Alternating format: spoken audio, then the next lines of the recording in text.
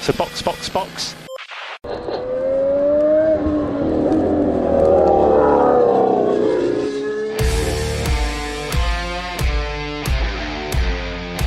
E aí, galera, sejam bem-vindos ao Box, o original. Eu sou o Denis Augusto, estou aqui com ela, que viu a temporada de 93 e sabe que é a melhor cena que o Senna tinha pra oferecer pra gente, ao contrário do que a Netflix pensa, Juliana Miyahara. Tô muito empolgada pra esse episódio, galera. Talvez eu tenha opiniões polêmicas.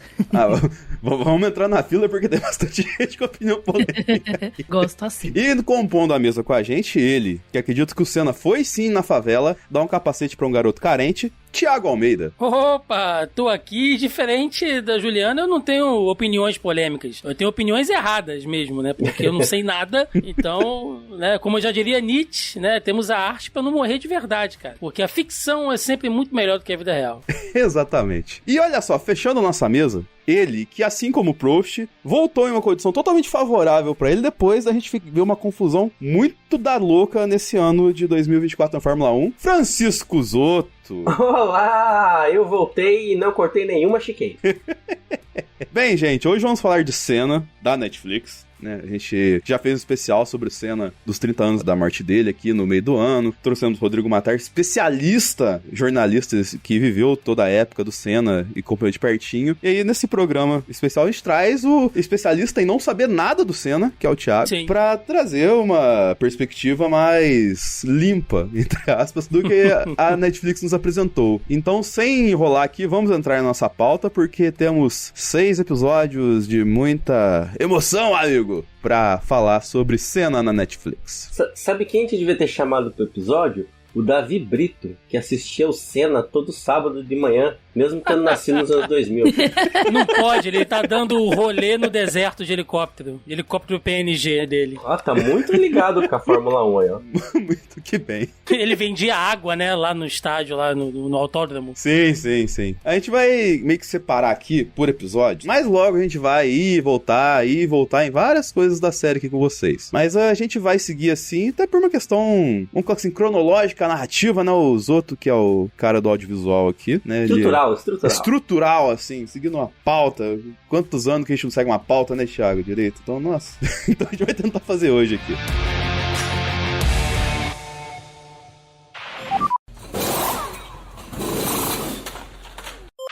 E a pauta do nosso querido Zotto começa no episódio 1, Vocação. Todo título tem essa questão de trazer uma divindade pro Senna, né? Um negócio extraordinário, assim. E aí ele trouxe a sinopse, né, que...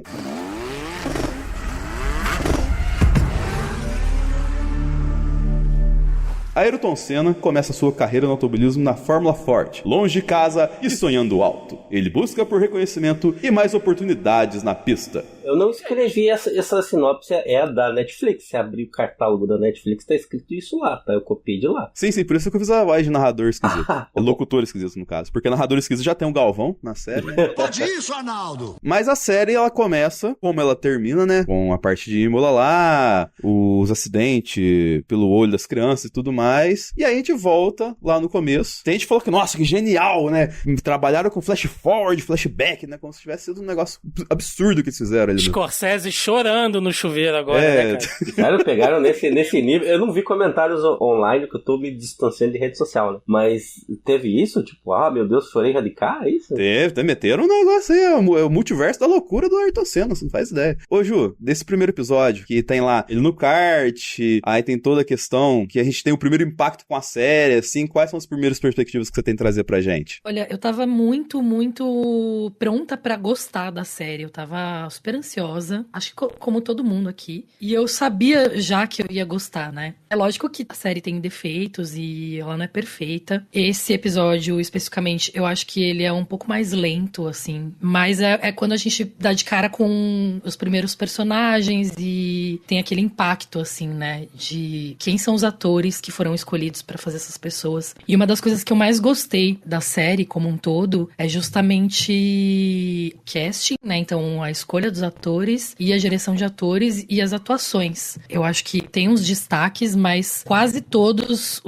pelo menos os personagens principais estão muito bem, assim, estão muito bem dirigidos, estão entregando uma atuação de alto nível, assim. Então, acho que a minha visão geral do episódio começa um pouco lento, porque precisa ambientar e te deixa com um gostinho de quero mais, e em segundo lugar, esse primeiro impacto que você tem com os personagens, assim, que é muito interessante. Eu vi gente falando que demorou um tempo pra acreditar no ator que faz o Galvão Bueno, mas eu acho que muito vem depois de uma entrevista também do ator, muito vem do fato de que a gente conhece o Galvão na frente das câmeras, e a gente vê na série, em muitos momentos, ele atrás das câmeras, e atrás das câmeras ele é muito diferente do que ele é na frente, né? Enfim, eu acho que é um bom episódio, mas acho que é isso, assim, é só uma ambientação, sabe? Concordo 200% no que a Jo falou. Acho que os atores estão maravilhosos. E eu digo assim que pra mim, eu pessoalmente assistindo, falando que quem eu acho que é o ponto fora da curva, que não me agradou tanto, é justamente o personagem que é ficcional, que é da jornalista. A senhora contexto, A né? senhora contexto. Sim, Porque ela faz ali um misto, né, de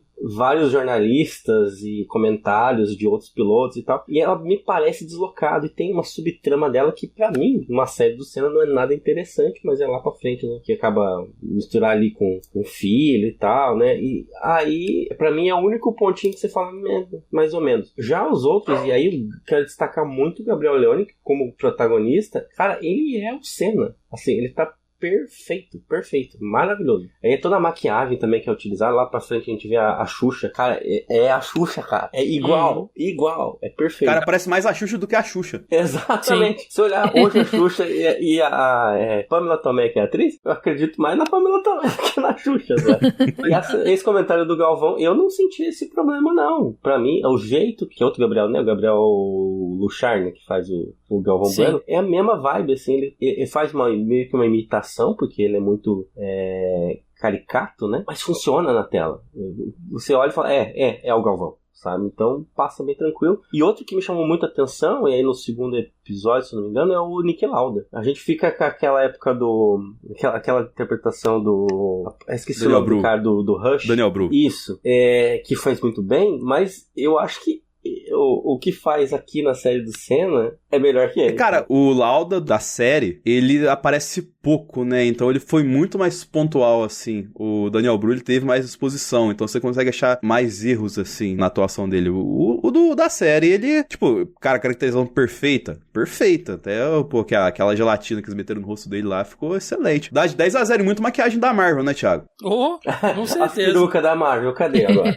Com certeza. Não é mesmo fornecedor, não é possível. Mas a gente viu pouco dele, né? Foi aquela questão de ser um cara que trocava ideia muito com o Senna e tudo mais, assim, mas a gente não viu uma veia tão dramática, assim. Acho que, tipo, é uma cena ali no começo, algumas lá no final, aí depois isso aparece em algumas cenas, tipo, abaixando a viseira do capacete, que é uma vírgula sonora excelente que eles fazem, assim, né? Que ele abaixa e abafa o som ambiente. Eu acho, cara, essa questão da edição, da produção, a gente vai entrar daqui a pouco, mas é um negócio maravilhoso também. Mas sobre o Galvão, essa questão da galera tá meio dividida, eu acho que é muito de que, diferente do Senna, a gente tem o recorte do Senna de 30 anos atrás. Agora o Galvão, a gente tem o recorte do Galvão de 30 anos atrás, mais 30 anos até agora. Então todo mundo conhece o Galvão esse tempo todo, assim. E aí você acaba que mistura, tá ligado? Mas se for pegar aquele Galvão lá do Tetra, cara, ele tá muito daquele jeitão lá. E eu acho que foi o ponto que eles miraram. Mas a Juliana falou um negócio que eu tava aqui rindo aqui, né? Que ela citou que talvez as pessoas tenham achado estranho, né? Porque tem a visão do Galvão diante das câmeras. Gente, o cara é um personagem, né? Assim, na vida real, né? Longe dos microfones, ele não é aquele Galvão locutor. Imagina que inferno seria viver num mundo com o Galvão. Você esbarra com ele no elevador. Ai, Galvão, que susto! Ele, já coração, meu amigo! Né? Imagina ele ligando pra casa do Ayrton Senna e a empregada atende. Pois não, só quer falar com quem? Ayrton Senna do Brasil! Não tem como, gente. O cara... uma pessoa normal. Só um complemento breve ao seu comentário, que eu tô assistindo a série do Galvão, que tem lá no Globoplay, tá ligado? E, cara, o Galvão, de fato, ele não é o narrador fora das telas, mas ele é pior. Porque, sabe aquele Galvão puto com o Pelé, daquele meme? Vai de novo que tá muito grande. Vamos lá, Pelé. Curtinho, tem que ser curtinho. Que nem foi aquele dia. Pá. Tá? 1, 2, 3. Olha, com todo o respeito que eu tenho pelo Barreira, 2 horas depois... Eu não gostei da troca deles hoje. Mas, Fernandinho, Fernandinho, você passou o jogo inteiro no meu ouvido. Eu sei que estão dizendo. Fala pra ela não falar. Saiu daqui só se eu matar ele, cara. Ele vem aqui, mete a mão no microfone assim, ó. Tum, e abre e fala. Porra, quem contratou? Conversa, porra. Ô, Cirão, você vai me enlouquecer, Cirão. Pô, eu vou dar uma camarreta na cabeça dele, porra. Ô, Arnaldo, deixa eu ouvir, Arnaldo. Que diabo, cara, tá trocado. Mas, vem cá, pega o Arnaldo e mata essa p... O Galvão é assim o tempo inteiro, tá ligado? Muito bom. Isso tá na série. Ele é o que mais fala palavrão na série inteira. Ele é, cara. Ó, eu enquanto fui assistindo, eu fui mandando mensagem pro Dennis, né? Igual quando eu tô assistindo Drive to Survive, eu fico mandando as mensagens. Aí eu falei, cara, que cena maravilhosa essa que ele tá na praia, bebendo com o Senna, cara. E ele assim, de shortinho, né? Falando, ó, rapaz, você tem que abrir o olho aí, ó, vai dar merda isso aí, hein, não sei o que e tal. Falando muito natural, só que com o timbre de voz do Galvão. Uhum. Esse ator é muito bom, cara. Esse cara é muito bom fazendo Galvão Bueno. E ele, acho que essa entrevista que a Ju citou foi lá com a galera do Flow, se eu não me engano. Ele contando que assim, ele fez todo o laboratório pro Galvão. Você falou que teve que engordar pra cacete, porque o Galvão era meio gordinho na época. E falou que uma das fases do laboratório era trocar uma ideia com o Galvão Bueno. Então ele teve um dia que ele bateu lá no Rio de Janeiro pra trocar uma ideia com o Galvão Bueno em tal lugar e tal assim. Aí o Galvão falava umas paradas, tipo assim, sabe aquela história lá? Anota aí, coloca lá no roteiro pra mim. Tipo, ele mandando o roteiro do negócio e tal assim. E aí fez uma puta uma conversa assim e falou, mas faz aí, imita eu um pouquinho pra eu ver como é que tá. Imagina, tipo, o cara falar isso com você assim, saca? E aí ele falou que ele deu uma disfarçada e tal assim, e depois conversaram mais um pouco, mas no final o Galvão fez, ele falou assim, ué, não vai imitar eu não, cara? Imita eu aí. Enquanto ele não imitou, o cara não deixou ele embora, assim. O Galvão não deixou ele embora. Igual um miliciano, o Galvão Bueno, né, cara? Muito bom.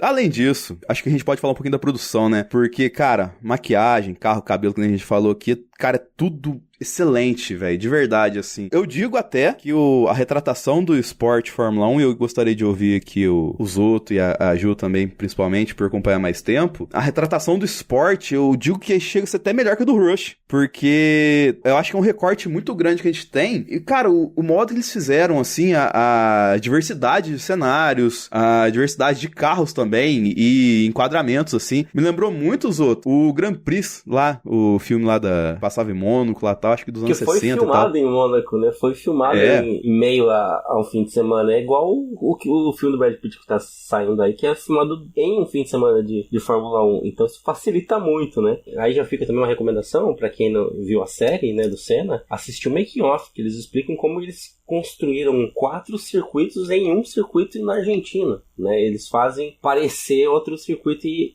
todo um trabalho mega complexo de produção. Eles falam que teve um fim de semana que eles estavam filmando em 4 países diferentes, pra vocês terem ideia, no mesmo fim de semana. Então, de quão complexo foi o negócio. Então, cara, isso é reflexo também eu acho que a gente comentou da caracterização dos personagens, dos atores, né? De como eles estavam parecidos, mas não só isso, né? O ambiente também estava muito fidedigno. Os carros estão com as marcas aparecendo todas. Nossa, eu fico imaginando o trabalho de papelada, de autorização que essa galera tem que correr atrás pra conseguir, velho. O Thiago que mexe com burocracia, imagina só se licenciar tudo aquilo de marca, Thiago. Nossa, mas Deus que me livre, cara. Deus que marca ali de troço que já até acabou, né? Que já até morreu e você tem que mostrar. Olha, baita trabalho de produção, assim, maravilhoso mesmo, assim. Tem que aplaudir aí, porque a galera realmente teve que trabalhar muito pra isso sair do imaginário, né? Nem do papel, de imaginar o que queriam como série e conseguirem fazer desse nível, assim.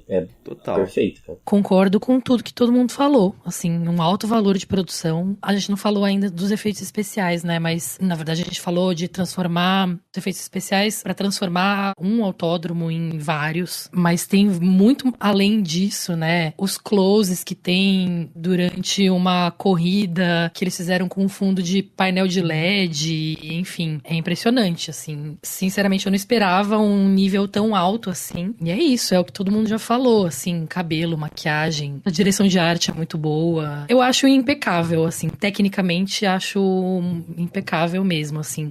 Você trouxe um ponto interessante, 170 milhões foi o orçamento da série. É a série mais cara produzida na América Latina, né? Exato, e dá pra ver o pequeno. Sim. Ô, Thiago, e tinha uns take muito foda lá, cara, eu vou falar, você vai saber. Sabe aquele take de anime que tem, tipo, uma nave voando, assim, muito, ou então cara. Um personagem voando e embica outro do lado, assim, tá ligado? Os carros nesse enquadramento, assim, cara, muito foda. Assim, porque acho que é legal sempre fazer aquele disclaimer que eu sempre faço quando vocês me chamam aqui, porque pode ter algum ouvinte novo e tal, porque dificilmente eu vou, quer dizer, dificilmente não, de maneira impossível, eu vou comentar alguma coisa aqui, história e técnica, porque eu tô aqui pra fazer aquele papel assim, né? Sempre que os meninos aqui, a Ju, a Aninha, enfim, precisam de alguém pra comentar, né? Alguma obra, alguma adaptação, série, filme, baseado em Fórmula 1, eles pensam, nossa, mas nada disso aqui aconteceu na vida real. O que será que um idiota que não conhece nada vai pensar sobre isso? Exatamente. Eu geralmente faço o papel desse idiota. A gente faz papel de idiota o dia todo, né? Então, pelo menos aqui eu tô sendo útil pra alguém. Dito isso, né? Eu não sei porra nenhuma de Fórmula 1. Sei o que a cultura pop me ensina, o que é basicamente tudo mentira, pelo que vocês falam, Sim. mas ainda assim é o que eu sei. Baseado nisso, isso que você falou dessas montagens, enfim, eu imagino que vocês vão querer falar sobre o perfil do Senna, heróico, né? A construção do Senna personagem, Senna piloto, o Senna mito, né? Tem várias personificações do Ayrton Senna ali que a gente pode falar, mas a produção, assim, além dela ser de alto nível, como vocês falaram, né? E ter muita grana envolvida, é a maior série nacional em investimento, como vocês falaram, não à toa, ela já entrou pro ranking, acho que das top 10 séries de língua estrangeira da Netflix, né? Chegando ali no mesmo grupo seleto como Round 6 e outras obras desse naipe, mostrando a força, o peso e o retorno também, que é merecido. Então, quando você tá assistindo essas coisas de anime que você fala, né, Denis e tal, eu vou te falar que eles beberam, acho que muito mais, talvez ali na série que a gente tanto gosta, né, ali no... O Drive to Survive? É, porque as trocas de cena, todas as transições, com a narração, mesclando imagens reais, históricas, né, um que você tá vendo ali na série, aquele filtro ali de TV antiga, de TV de tubo e tal, com aquela paleta mais desbotada, manchada, de acordo com aquelas décadas, né, toda aquela montagem, e aí tem uma narrativa pra cada cena, né? E quando eu digo cena, não sendo personagem, mas pra cada cena de composição. Por exemplo, sei lá, tá ali no GP do... quando ele correu aqui, né? Que ele já tinha Brasil. ganhado, já era Interlagos. campeão, mas ele queria ganhar aqui e tal, e aquela coisa, acho que da caixa de câmbio, não é isso? Que tava ferrada. Isso é verdade, viu, Thiago? Só pra te avisar, é verdade aquilo. Sim, eu imagino que seja verdade, só que na série, essa cena foi mais ou menos assim, não, mas o Senna precisa chegar lá, né, tá o Galvão falando não sei o que e tal, e aí vai mostrando outros jornalistas falando também, Ayrton Senna precisa chegar, um cara falando inglês, outro cara falando em francês, que é pra mostrar que o mundo inteiro tá de olho no Senna naquele momento, e aí um levanta, e a jornalista se debruçando, e aí corta pra mão do Senna passando a marcha, e aí volta, dá close na cara do pai, e aí da cara do pai é ele mexendo naquele isqueirinho, e conforme ele mexe no isqueiro, vai pro pé do Senna. Cara, é empolgante pra caramba, né? Então, a composição da cena com a música, e aí entra naquele modo Jedi, né, que o Senna faz durante muitas vezes ali, que é quando ele acessa, pra quem jogou Assassin's Creed, né, quando você usa ali o olhar da águia, que ativa na pista, assim, o Senna usa o superpoder dele, que tudo fica lento, e aí dá aquela coisa, ele passa a marcha, sobe o tema da vitória, tu tá enlouquecido no sofá, né, mostrando uma coisa real, ele fez ali, sei lá, 3 voltas de corrida, que eu imagino que tenha sido emocionante na vida real, mas o poder narrativo aumenta aquilo exponencialmente, cara. Se aquilo já é emocionante pra vocês que gostam de Fórmula 1, pra um imbecil igual a mim, é só um cara andando de carro. Mas pra vocês que conhecem, sabem a história, fala, porra, o cara tá ali lutando contra a máquina pra atingir aquele objetivo, né? E aí vem essa narrativa cinematográfica, porra, os caras deram show de bola, meu amigo. Cara, é muito bom o teu comentário, porque eu vou puxar aqui uma coisa que me incomodou em certo ponto, mas por outro lado eu entendo e funcionou na série, que é já de cara a primeira cena. Quando eu entrei pra assistir a série, eu fui igual a Ju, falei, eu tenho certeza que eu vou amar essa porra aqui, não é impossível não gostar. Então qualquer merda que tivesse feito eu teria gostado. Só que eu fui surpreendido de forma positiva, realmente é boa. Só que a primeira cena é uma coisa que me deu uma murchada, porque eu entendi que eles iam retratar o acidente em Imola. E eu falei, não, eu não queria ver o acidente de Imola. Eu queria que eles falassem sobre o Senna e, a meu ver, o final ideal da série seria ele vencendo no Brasil, aquela cena em que ele não consegue sair do carro porque cercam o carro. A de 93. A de 93. Foi o melhor ano dele. Se analisar, foi o ano ápice dele, né? De pilotagem. E ele é erguido pela população. Ele é, sim, tratado como um herói. E pra mim, aquilo pra mim era o final perfeito da série. Então, quando eles já entram colocando a cena do acidente, eu falo, putz, sabe? A gente vai ver ele morrer. E eu entendo, né? Que é a história dele, ele morre assim e tal. Só que, por outro lado, né? Como eu não gostei de falar isso, eu gostei da forma como trataram isso. Principalmente nessa essa primeira cena, porque é uma criança indo assistir a corrida. Ele vai no boteco e tal, tá todo mundo assistindo, prestando atenção na TV. E me levou direto pro dia que isso aconteceu, porque eu lembro de ter lá meus 5 anos de idade, quase fazendo 5 anos, e eu assisti a corrida e aconteceu o que aconteceu. Eu broxar ali, né, ficar triste na frente da TV. A gente assistiu o Gugu com a notícia de que de fato ele morreu, sabe? Então é uma coisa que impactou toda a nação, então foi muito bem retratado isso. Te deu um gatilho fudido, né? Aproveitando o ensejo, eu com a Ju já contamos a nossa história desse momento. Os outros acabou de contar, eu com a Ju contamos lá no especial do meio do ano. Ô, Thiago, como é que foi pra você? Você lembra do dia do acidente? Cara, eu lembro, né? Eu já era um jovem mancebo ali, eu sou de 84, então eu lembro razoavelmente bem desse momento. O que acontece? Eu nunca fui um cara de esportes, né, Denis? Você sabe disso. Eu acompanho razoavelmente, né? Sei lá, eu tava muito mais preocupado pra acabar logo a corrida de Fórmula 1 porque ia passar o filme do Robocop depois do que necessariamente estar assistindo a corrida de Fórmula 1. Realmente nunca fui muito assim. Só que existia, né, aquela coisa, aquele espírito coletivo do Ayrton Senna. Então eu acabava sendo impactado com o Senna por outras coisas. Ele lá no programa da Xuxa, que era uma coisa que eu gostava, que eu assistia. Tinha o Seninha, né? Tinha o gibi do Seninha, que eu lia lá, as histórias em quadrinhos, enfim. Então eu acabava sendo impactado, não só pelo Senna correndo, né? Nunca sentei pra assistir uma corrida do Ayrton Senna, porque nunca me interessou, mas eu tinha um apreço, né? Que era aquela simpatia do imaginário coletivo do Ayrton Senna. Quando ele morreu, os meus pais ficaram ali vendo, eu tenho uma prima que é fissurada por ele, chorava e tal. Eu não entendi, assim, eu não tava triste exatamente pela morte do Ayrton Senna, mas eu tava triste por estar sendo impactado por aquela tristeza em volta, todo sabe? Todo mundo tava triste, né? Exato, deu uma brochada geral, assim, e aí você passa dias e dias ali, plantão da Globo, aquela coisa e tal, Gugu, todo mundo falando, e fica o negócio meio pra baixo, sabe? Então, eu fiquei meio assim, triste por osmose, sabe? Porque realmente foi bem impactante. Não tem como não lembrar, cara. Eu sentado no chão da sala, né, lá em casa tinha aquelas TVs de tubo com um gabinete de madeira, saca? Da Philips, assim, aquelas meio antigonas. E eu me vejo sentado no chão da sala, assim, um carpete verde, a minha mãe tinha, encostado, assim, com os meus gibis e tal, meus pais sentados assistindo, e o Senna dá aquela porrada, né? E até então, eu não tinha a dimensão do que estava acontecendo ali em Imola, né? Que já tinha até morrido um outro piloto, enfim. E aí, quando os caras começam, mas o Senna não tá se mexendo, ele não saiu do carro e tal, tu já sente que tem alguma coisa acontecendo, sabe? Então, realmente, marca, cara, sabe? São coisas assim, são fatos históricos que passam e mesmo que você não seja diretamente impactado, te marca e você lembra disso pro resto da vida. Cara, e é por isso que a série tem um peso que tem, contando a jornada de quem foi, né? E aí eu acho que a gente pode pular até, entre aspas, o segundo episódio, que se chama Determinação.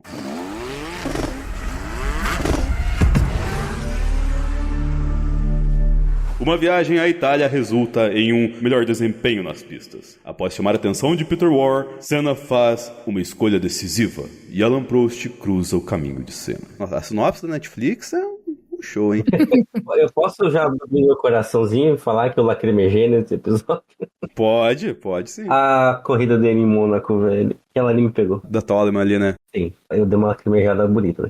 Cara, nesse episódio, é que tem a primeira virada mais clara, assim, numa questão que a gente até falou por cima, que é a questão da fotografia. Porque a gente tem ali a fotografia no Brasil, no começo é de um jeito, aí depois você vai lá pra Inglaterra, na Fórmula Ford, aquele negócio que passa aquele ambiente frio, né? Quase um filme Zack Snyder, né, Thiago? Fotografia lá na Inglaterra. De tão frio que a cor lá. Mas aí ele chega na Fórmula 1 e as cores ficam mais brilhantes, tá ligado? Vai criando todo um ambiente majestoso pra ele, principalmente até a cena de Mônaco, né, que aí já rola aquela cena que ele pega a duquesa lá. Pois é, né, velho? Eu fiquei muito curioso com aquilo ali, cara. Aquilo aconteceu em algum momento da vida do Senna? Tem duas coisas aí que eu não sabia se tinha acontecido ou não, que tudo bem ele pegar a duquesa, e outra é essa história dessa viagem dele pra Itália. Ele fez isso mesmo? Parece que nenhuma das duas coisas aconteceram.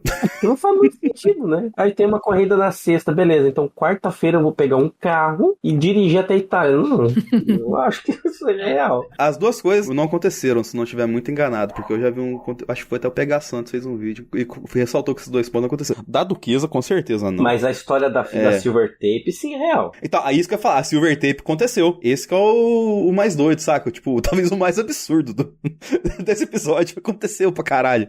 Né? É crível o resto também, né? Você acredita. Cara, padrão de segurança, foda-se, né? Vou colocar uma Silver Tape aqui na saída de calor. Mas essa coisa dessa viagem que ele faz, eu queria muito saber se isso é verdade, né? Porque eu imagino que, se vocês que conhecem bastante a história estão em dúvida, porque tem toda uma narrativa ali, não é só a viagem, né? É por isso que eu falo que a construção do Senna mitológico na série, ela é muito boa, cara. Ela é muito boa, assim, porque ele tá naquele momento de dificuldade, ele já havia sido confrontado outras vezes, ele passou até por algumas situações ali que eu perguntei, inclusive pro Dennis, né? Eu falei, nossa, parece que depois que ele começa a chegar mais longe, né, que ele tá evoluindo mais, que ele tá sofrendo meio que uma xenofobia, né, acho que no início ali dá até a entender um pouco isso, né, quando chegam pra ele e reforçam o tempo inteiro de que, pelo fato de você ter esse sangue latino, você é um cara que não se controla e tal. Eu falei, nossa, mas que comentário escroto, né? Mas de qualquer maneira, você tá vendo que ele tá numa dificuldade, a equipe, não tem como arrumar aquele motor, e aí ele fala, não, a gente vai ter que fazer e tal, e aí entra o Senna sobrenatural, né? Uma coisa meio Dom Toretto ali, de Velozes e Furiosos, né? Que ele bota a mão ali no capô do carro. Não, o motor tá precisando de não sei o quê. Não, Falei, aperta mais o cinto pra sentir o carro. Aperta mais o cinto, e aí ele dá um rolê de carro, quando ele levanta, ele fala, não, olha, tá puxando ali, puxando aqui, se você apertar o parafuso número 5, número 8 ali no motor, vai resolver. Eu falo, caralho, o maluco tem um diagnóstico pica, né? Pessoa, assim, sem nem abrir o capô, mas enfim, toda essa construção dessa cena dele fazer essa viagem, mostra que, que ele é o cara que é visionário, que é mais vanguarda, que ele acreditou quando ninguém mais acreditava, e que ele, que é aquela coisa de que, se você não pode depender de outras pessoas, você mesmo tem que botar a mão, faça você mesmo, aquela coisa do self-made man, né? Vá lá e corra atrás dos seus objetivos, e ele vai e volta. É o mecânico italiano comendo macarrão que dá a ideia dele de se chamar Senna, e não o nome que ele usava antes. Isso também não é verdade, tá? Não, porque então, foi o Chico Serra que fez isso, não foi ele. Mas vocês entendem que na série tem toda uma narrativa, uma simples Sim, viagem. Total. Sabe? Faz parte de toda uma construção, cara. É muito bem feito. Para fins dramáticos, funciona 200%. Então, aí eu abraço. Não foi assim que aconteceu. Por isso que eu não tô vendo documentário, né? Eu tô vendo uma série ficcional, então... Ridley Scott aprova seu comentário. Antes de passar pra Ju, um ponto que eu queria ressaltar é assim, a gente tá falando aqui de isso aconteceu, isso não aconteceu, isso aconteceu, isso não aconteceu. Não quer dizer que o fato de não ter acontecido e estar na série, que a gente achou ruim, entendeu? Deixando isso bem claro aqui, porque... pronto, porque eu vou ser hater do Senna, daí já vamos brigar. Lá vem essas paradas, assim. Mas eu coloquei esse ponto no fato de que, cara, não atrapalhou a história que eles quiseram contar. Tanto que o Thiago tá ressaltando aqui, até o segundo episódio, provavelmente até o terceiro aqui, as coisas que foram contando, segundo a série, não atrapalhou o rolê. O negócio começa a entortar um pouquinho ali no quarto, no quinto, mas vai chegar mais à frente disso. Mas, tipo, essas questões, essas licenças poéticas que a série tomou, eu não vi problema nenhum. O que você achou, Ju? Eu acho que as coisas se encaixaram bem, assim. Não me incomoda também. Mas eu fico pensando qual que foi a inspiração, né? Porque, por exemplo, essa coisa com a duquesa, né, de Mônaco, reflete um pouco da realidade, sim, que ele era muito mulherengo, assim. Tipo... sim, isso com certeza. E é engraçado que, na verdade, no resto da série, a gente vai falar depois, mas parece que ele teve 3 mulheres na vida dele só, né? Aí você tocou um bom ponto. Que é muito longe da verdade, assim. Ele teve várias namoradas e não tô fazendo juízo de valor, mas acho que não sei se isso é um pouco inspirado na realidade, sabe? E lógico, né? São coisas que ajudam a contar essa história, assim. Ao mesmo tempo, pra mim, um problema da série e aí mais pra frente também, ou pensando nela como um todo, alguns momentos ficaram de fora, assim. Alguns momentos que eu considero muito importantes, que eu gostaria de ter visto, sabe? Eles priorizaram algumas coisas que não foram reais e abriram mão de algumas coisas, histórias reais histórias que são muito boas, assim, sabe? Acho que do Comas, né, por exemplo, é uma história que seria interessante ser retratada, né? Ela seria um pouquinho mais pra frente até, mas ela é só citada no Sidewalk, lá pela frente lá e tal. Até trazendo um ponto que eu acho que não foi retratado na série, mas acho que seria interessante de ver, até pelo contexto do que a série quer passar, né, da personalidade do Senna. Mas aí eu acho que eu queria deixar mais pra ver esse comentário, mas acho que pra linkar aqui, fazer sentido, essa história dos relacionamentos do Senna, né? A gente ter a Galisteu na série, ela nitidamente tá solta ali, né? Tudo bem que aparece lá no último episódio, só que fica claro que ela não foi prevista lá na série. Eu discordo, craque, mas continue. Não, por quê? Existiu notícias de que ela não estaria na série porque a família do Senna não queria que ela fosse retratada. E aí meio que teve uma briguinha de poder ali, né? Tipo, ó, vocês não querem ela, mas ela tá, porque ela existiu. Ela tava ela era namorada na época que ele morreu, então ela tem que estar na série e tal, meio que colocaram. Mas assim, ela não faz efeito na série. Ela não precisaria estar, mas ela está. E aí, se a gente olhar pra esse lado, ela tem que estar. Mas também, aquela criança que ele namorou por 3 anos, também deveria estar. Vocês entendem? Então, aí que entra o ponto do rolê que, igual você já trouxe, mas vamos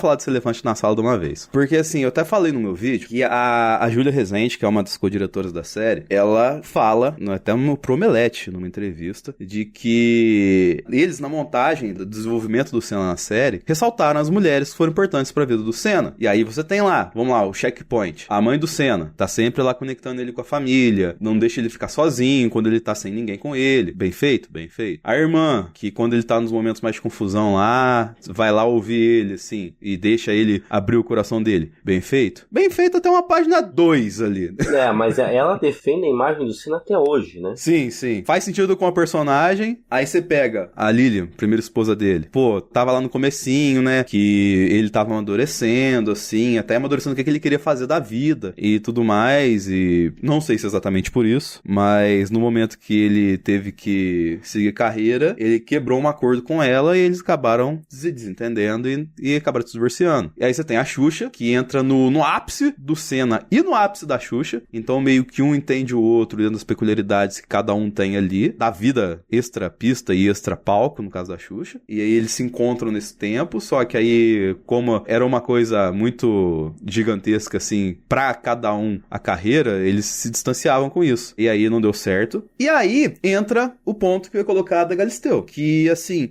Cara, até nesses making-off que a Netflix divulgou, tem muita cena da atriz da Galisteu gravando coisa. E tem coisa que ela gravou e que não entrou. E o que me soa é que, assim, que faltava uma mulher no final do Senna ali. Que é o que a gente fala do 93 do Senna. Que é o Senna era um piloto melhor e relatos de jornalistas da época falava que ele era um cara melhor com jornalistas e que ele era mais focado na questão da Fórmula 1 do dentro e fora da pista, de uma coisa mais bem direcionada pro que ele queria de verdade, segundo o coração dele, mas foi a namorada que, o que dizem a galera que acompanha todo o rolê, que mais afastou o Senna da família. E isso, aí eu não entrei nesse mérito no vídeo, porque se você for puxar que nem aqueles lenços de palhaço, que vai puxando, você não para mais de puxar coisa, sabe? Uhum. Que dizem que no fim de semana de Imola também, o irmão do Senna, que nem aparece na série direito, ou acho que não aparece em momento algum, ele entregou um dossiê, tipo, sabe, Thiago, dossiê Márcio Seixas? Uhum. Só que da Galisteu pro Senna, saca? Eu ouvi falar disso, cara, vou ser bastante sincero. Nas 2 últimas semanas, pelo amor de Deus, tá, gente? Não quero passar aqui nenhuma visão machista nem nada disso, mas 2 mulheres que eu não aguento mais ouvir falar é a Adriane Galisteu e a Jennifer Castro, a mulher da janela lá do avião, que a imprensa só falou disso nas últimas 2 semanas, assim, né? Uma porque ficou parada na janela do avião e a Galisteu, coitada, porque ficou naquela coisa, né? Mereceu, não mereceu, tá ali e tal. Então esses boatos, né? Essas coisas todas levantaram. Depois a Galisteu se manifestou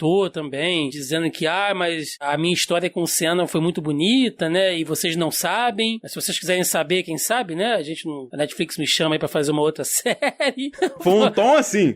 Né, foi mais ou menos o que ela deixou a entender ali, a gente faz um livro, enfim, não sei, mas eles levantaram, né, e aí recordaram o que fizeram com ela lá no velório do cara, né, que ela teve que ir até de ônibus, cara, mó zoado, assim, não sei se é real isso aí. Isso é. Eu não sei, né, assim, se vocês não sabem, eu que não vou saber, né? Qual é o ranço da família Senna com ela, cara? Né? Se eles preferiam a Xuxa, se eles achavam que a Xuxa, sei lá, se talvez a presença dela atrapalhava de vez qualquer chance da Xuxa reatar com ele, não sei, assim. Pelo velório, pelas imagens do velório e tal, com certeza eles preferiam a Xuxa, porque eles crentearam muito a Galisteu, e a Xuxa virou a viúva ali, foi escancarado, assim. Não, foi total isso aí no velório. A Galisteu não conseguiu passar daquela fita que separava os populares, tá ligado, Thiago? Não conseguiu nem chegar perto do caixão desse jeito. Pô, zoado, né, cara? Pra caralho. gostando ou não, era a mulher que tava com ele, pô, que ele escolheu. Mas voltando ao mérito da série, por que eu vejo que isso é um erro, sim, por que eu, entre aspas, discordei dos outros, é que, assim, me passa muito a impressão de que foi filmado ou foi feito a simbologia do peso da mulher Galisteu no contexto da narrativa da série. De ser a mulher que, pô, deu uma tranquilizada no cara, de ser a mulher que ajudou ele a amadurecer, que apresentou uma nova realidade pra ele, assim, que fez ele melhorar como... nos conceitos que a gente conhecia em volta. Não estou dizendo que a Galisteu, na realidade, fez isso. Estou falando que na narrativa parecia ou tendia a ser que ela encaixaria nesse contexto e que tem coisa filmada dela e que foi tirada. O que entra no ponto de que foi tirado por conta da família Senna não querer. E aí entra outra questão, que a família Senna, ela é co-diretora da série. Ela não cedeu nenhum direito pra Netflix. Ela, tipo assim, pô, vocês querem fazer a série do Senna? Vamos fazer a série do Senna. Eu não vou, tipo, ceder direito nenhum, tal, assim, não vai precisar disso, mas eu quero participar da produção. Então, provavelmente, eles escreviam os roteiros lá, tudo dele assim. Ou apagavam, né? Escrevia lá e falava assim, ô, dona Viviane, vê se tá certo isso aqui. Aí ela olhava assim, Galisteu? Não, vamos cortar. Então, tipo, provavelmente tinha umas coisas assim, saca? Muita coisa que a gente não viu e que viu. E o que eu já ia colocar lá no ponto lá de trás, que eu falei que vai mais ou menos o papel da Viviane Senna, é que elas falam meio forçadaças depois dele ir na comunidade, dele virar e falar assim, pô, eu queria montar um instituto, mano. Sendo que a própria Viviane Senna fala numa entrevista lá na Rede TV que o Senna não tinha... Ele ajudava a galera, mas ele não tinha pretensão de fazer nada parecido com o Instituto Ayrton Senna, velho. Antes do acidente do Ayrton, na verdade, o Ayrton tinha me pedido para pensar no que poderia ser feito. Era um desejo dele, né? Um instituto, né? Não um instituto, viu, Kennedy? Era uma ação, era o que era. Ele sempre ajudava as pessoas pontualmente, porque sempre vinha um pedido disso, daquilo, natural, né? Então, o Ayrton não tinha nem ideia do que poderia fazer, nem pensou em fazer uma fundação ou um instituto, nada.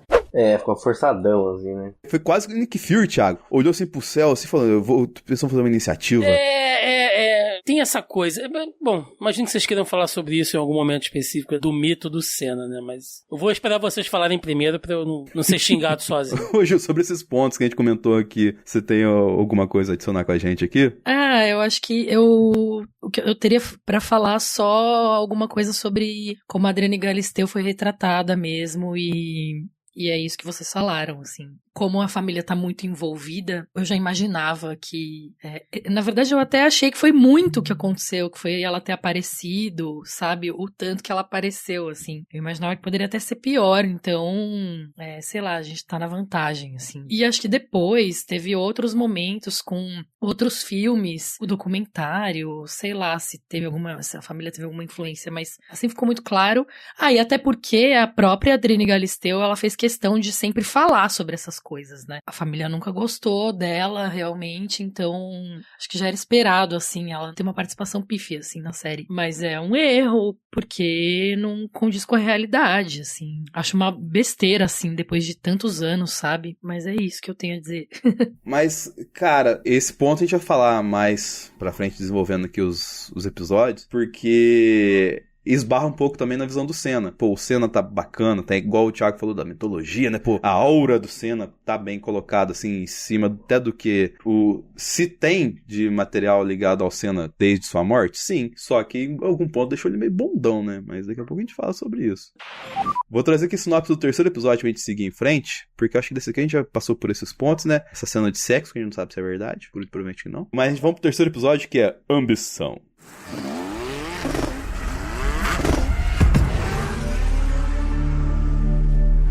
Galvão analisa o dever de Senna com o Brasil. Uma noite de karaokê abre portas. A rivalidade entre Ayrton e Prost se intensifica antes do Campeonato Mundial de 1988. E até já começando a falar em cima dessa cena do karaokê, eu não sei se é verdade que foi no dia do karaokê que teve esse rolê dele chegar lá com os caras da McLaren ainda sob contrato com a Lotus, mas eu sei que muito provavelmente...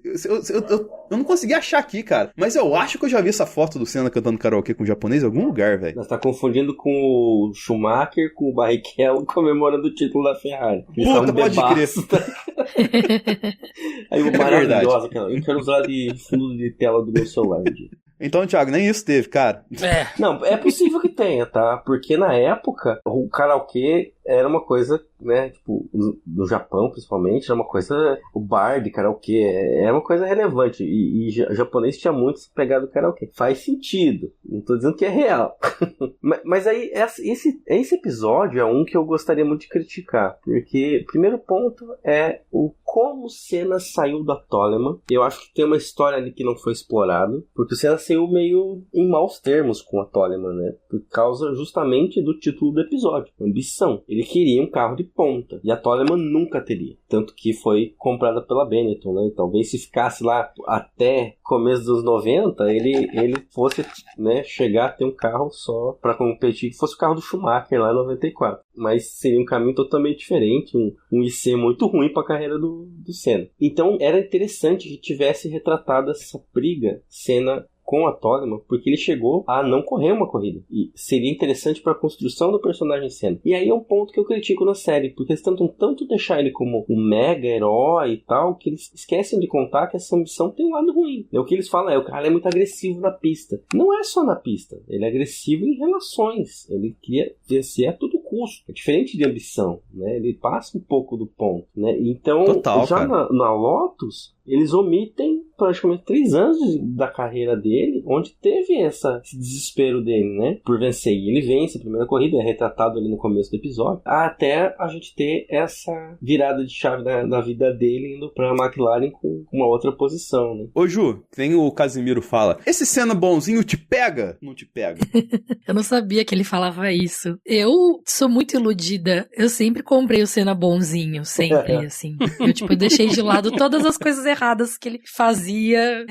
E aí, quando eu me deparo com quem ele realmente é, assim, eu ainda continuo admirando, porque afinal de contas ele era um piloto de Fórmula 1 e if you no longer go for the gap, you're no longer a racing driver. Que é um exemplo ruim, porque ele falou isso num momento ruim e depois ele também falou sobre falar isso, assim, né? Tipo, a gente não pode usar essa frase como exemplo, assim. Mas eu entendo que tem momentos em que eles sejam assim. Sei lá, né? Ele morreu muito novo, então a gente aceita tudo, assim, né? Não tem nem como contrariar ou questionar, eu acho, sei lá. Eu, pelo menos, tenho essa relação com ele, assim. Inclusive, na série se constrói um personagem muito bom, né? Bom demais até, assim. Então. Apesar de mostrar as coisas todas, assim, o tom em volta, a trilha sonora é muito presente, assim, às vezes ela até enche um pouco, mas fica uma aura, né? Pelo menos essa é a impressão que eu tive, assim.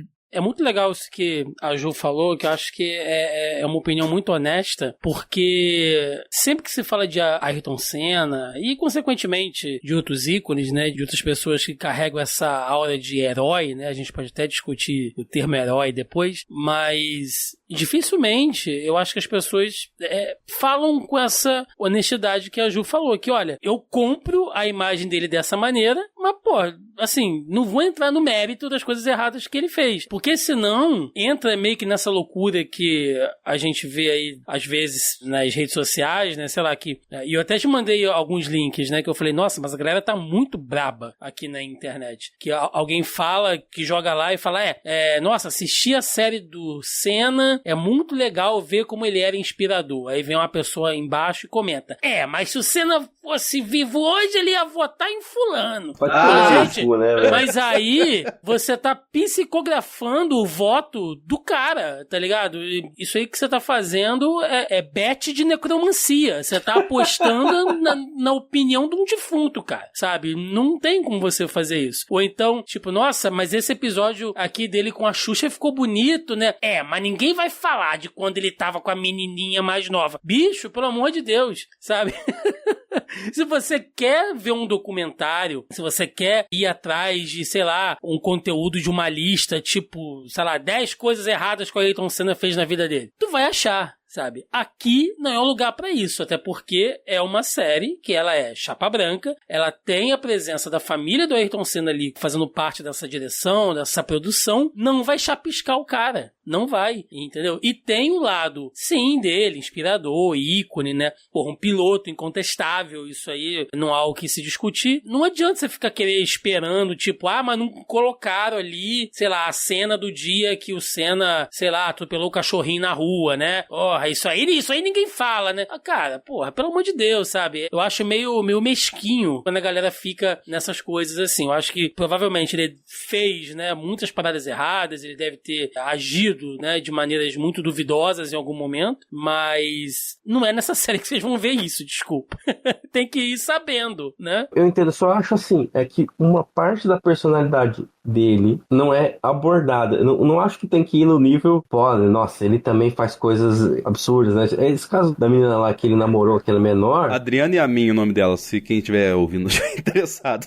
Eu acho que realmente não precisaria estar na série, porque eu não acho que precise retratar tudo 100%. Como eu falei, se tivesse tirado a Adriana Galisteu, eu acho que na série funcionaria sem ela, entende? Porque a narrativa que está sendo contada não é tão necessário para aquele ponto. Mas eu entendi, funcionou, mas senti um deslocamento ali. A questão que eu vejo é a ambição, que é o título do episódio, ela joga para os dois lados. Ou você ser muito determinado a conquistar algo, ou você passar do ponto. E aí é interessante que a Ju trouxe a frase icônica dele do No Longer Go for the Gap. E aí um ponto da série do problema de você ter um personagem ficcional entrevistando ele, e não quem de fato entrevistou no dia que ele soltou essa bomba, né? Que foi o Jack Stewart, que é um dos maiores pilotos de Fórmula 1 de todos os tempos também, né? Tricampeão e tal. Então ele, cena que na época, se eu não me engano, ele não era campeão, posso estar falando merda, mas ele fala para um cara que é 3 vezes campeão que ele tem que fazer aquilo porque aquilo é o certo, entende? E às vezes você olha e fala assim, cara, acho que às vezes você tá passando ponto, não no contexto geral, eu acho que de fato você não estava certo naquele contexto, mas a ambição dele poderia ter sido retratada de uma forma positiva e negativa, e a série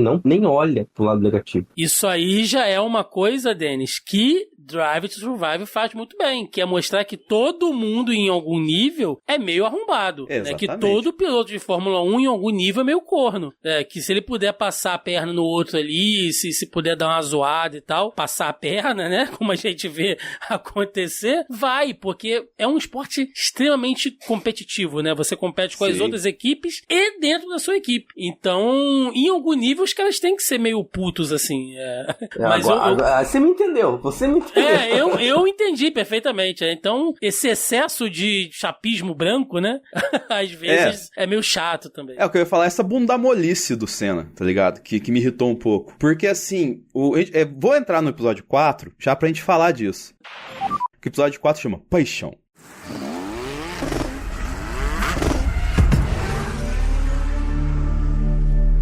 O romance de Senna com Xuxa agita a imprensa. Um motor quebrado, conflitos públicos e drama nas pistas aumentam a tensão entre Senna e Prost. E a tensão entre Senna e Prost é ligado ao acidente de 89 ali, e que vai ter também uma reverberação no que aconteceu em 90, que vai ser o episódio 5. E tanto nos dois casos ali, o Senna, ele tem um ar assim, tipo, meu Deus, estão sacaneando comigo. E cara, o Senna nunca foi assim, saca? Até quando ele bate no episódio 5, ele fez aquilo porque ele queria ser cuzão, porque ele achou que foram cuzão com ele no 89. Então ele foi sacana ali, ele não foi na tristeza, assim, fazer isso. E a série, ela deixa muito essa questão dele ser meio bonzinho demais. E a gente viu, eu não vou falar o porquê, mas com a figura do Lando Norris esse ano, a Ju e os outros, eu não vou falar porquê pra não estragar o Drive to Survive do Thiago. Não podemos dar spoiler da temporada. Por favor, hein? Por favor, vocês todos são mutados nas minhas redes sociais, porque vocês ficam dando spoiler. Por favor. Inclusive, editor, hoje aconteceu um spoiler gigantesco do Drive to Survive, que eu não vou falar aqui, mas você vai colocar a voz do Google Tradutor falando isso nesse momento. Sérgio Pérez foi demitido da Red Bull. Até que enfim. Que esse ano, a postura do Lando Norris foi muito criticada por ser esse bonzinho palmolice, assim. E a gente eu vejo muito da característica do Lando Norris dessa temporada, de muitas coisas do Senna na Netflix, saca? Eu sei que o Senna não é assim. Eu sei que o Senna não é bundão, palmolão, igual o Lando é na realidade. Só que ele suou várias vezes bundão e palmolão. E tipo, cara... A meu ver, o Senna era muito mais Verstappen do que o Lando Norris. Exatamente. Sim. O Senna era total Verstappen no rolê, assim, saca? Com certeza. Ele era visto até, a galera vê o Verstappen como uma ameaça e tal, assim. O Senna era isso, entendeu? Ele quando era reclamo temido. do Verstappen, eu paro e penso, pô, mas o Senna era assim, né? Exatamente. Mas vocês não acham que isso, de novo, né, não faz parte da construção do Senna Coaching, né, do Ayrton Senismo cultural, que é criado em cima do Senna? É a mão da família Senna pesando. Tem uma fala que eu falei, nossa, mas isso aqui, cara, o Pablo Marçal tá lambendo a tela da Netflix agora assistindo isso aqui. O Senna não era tão bom quanto o Pablo Marçal, porque o Pablo Marçal tem um helicóptero, como é que ele falou? Ele pilotava um helicóptero, fazia isso aqui, tchau. Meu Deus, né? Tem uma cena lá onde, depois, né, que acontece aquela sacanagem com ele lá, que ele tem que mandar a carta lá pro poderoso chefão, lá pro mafioso, enfim. Esse tá fiel pra caralho. E aí depois vão fazer acho que ele tá falando com alguém, não sei se é com o Nick Lauda. Enfim, tem uma fala dele com alguém que ele mete a seguinte frase: mas é porque eu estou contra o sistema, né? Eu falei, nossa, mas isso aqui, cara, é pra coaching nadar de braçada nisso aqui, né? Fazer um Reels no Instagram com esse trecho, né, Thiago? Seja como Ayrton Senna, sabe? Não abaixe sua cabeça quando você estiver correto, quando aqueles que querem o seu pior, largue na frente, né? Seja sua própria pole position. E esse tipo de frase horrorosa. Pô, vamos lançar um curso, Thiago, que você faz a narração. Que esses coachings de Ayrton Senismo cultural fazem, cara. Que é muito pai, assim, né? Que é você ser, sei lá, CEO de MEI, sabe? Tu é CEO de MEI. Pelo amor de Deus, não tô menosprezando ninguém, não. Mas é você entender que, pô, beleza, você vai se inspirar nele, né? É motivacional pra caramba. Um cara que, pô, foi contra limites físicos, psicológicos, vivia sob pressão numa época que, pô, né, tecnologicamente os carros exigiam muito mais. Pô, eu entendo isso tudo. Agora, não dá pra você vender fumaça de aí você chegar pra alguém que, sei lá, que tem que, pô, trampar 10 horas por dia, chegar em casa, fazer marmita, cuidar dos filhos, cuidar de mãe doente, pagar a prestação da casa, o carro tá num conserto, virar pro cara e falar, pô, seja como Ayrton Senna, sabe? Batalhe, não desista, sabe? Largue na frente você também. Pam, pam, pam. Pô, vai te fuder, cara. Um adendo, na minha universidade, onde eu faço o cinema, fazia, né? Finalmente me formei. No estacionamento tem uma parte lá, que tem uma parte motivacional, não sei o quê. Tem uma foto do Senna, uma frase dele, de que quando você chega no limite, você sabe que pode um pouco mais. Sabe? É muito coach mesmo. Essa figura Senna coach.